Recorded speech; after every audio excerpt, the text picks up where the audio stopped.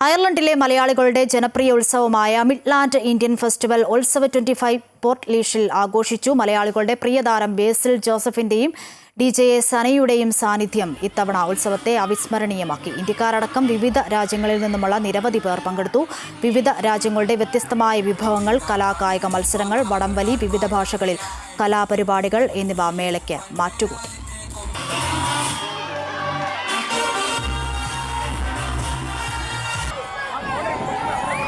Thank you.